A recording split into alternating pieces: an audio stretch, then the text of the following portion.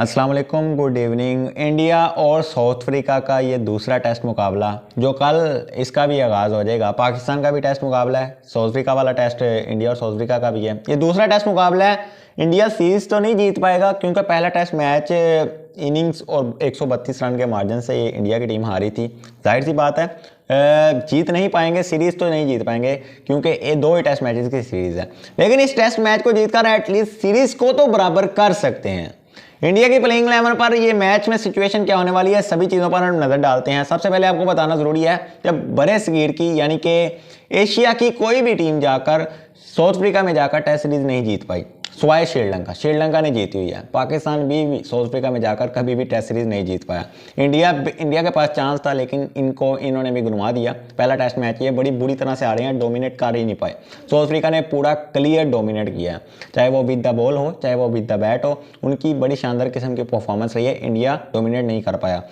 इस मैच में इंडिया के काफ़ी ज़्यादा प्लेयर जो हैं वो आउट ऑफ फॉर्म थे, सिर्फ विराट की फॉर्म नजर आई थी। लेकिन इतने चांसेस भी साउथ अफ्रीका की तरफ से मिले थे। शुभमन गिल मुसलसल जिसे प्रिंस के नाम से जाना जा रहा है, लेकिन रन्स नहीं आ पा रहे।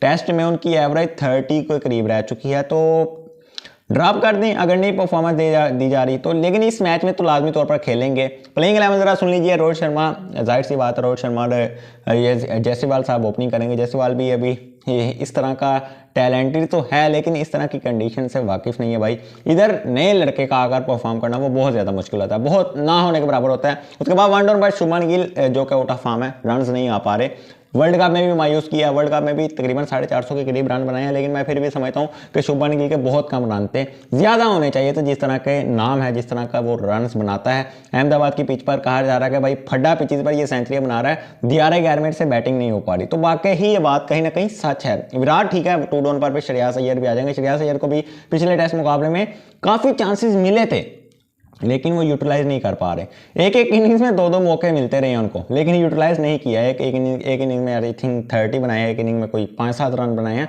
तो ये उनको यूटिलाइज करना पड़ेगा। उसके अलावा केएल राहुल, जाहिर सी बात है वो तो भाई एक मैच में एक इनिंग में तो सेंचुरी बनाई थी। उसके अलावा आ जाते हैं जडेजा साहब की वापसी होगी। अच्छी चीज़ है कि Jadeja with the ball with the bat दोनों तरफ परफॉर्मेंस दिखाएंगे। ये कैप्टन में ये मैच खेला जाएगा। कैप्टन आमतौर पर अगर आप कहें ना, यहाँ स्पिन को भी मदद मिलती है लेकिन फास्ट के लिए अलग ही होता है, बाउंस होता है, उछाल होता है। साउथ अफ्रीका की सभी कंडीशन में ऑलमोस्ट उछाल होता है, लेकिन ये कैप्टन की जो पिच है ना, इधर एशिया की टीमें ज़्यादा ना अच्छी बॉलिंग कर पाती हैं क्योंकि स्पिन को काफ़ी ज़्यादा इधर मदद मिलती है। तो एशिया की बॉलिंग जो है वो ऑलमोस्ट स्पिन में जान होती है, ज़्यादातर सभी टीमों में ऑलमोस्ट यही होता है। उसके अलावा जडेजा के बाद अश्विन भी खेलेंगे, बुमराह भी होंगे, सिराज भी होंगे, उसके बाद मुकेश या आवेश में से कोई एक होगा।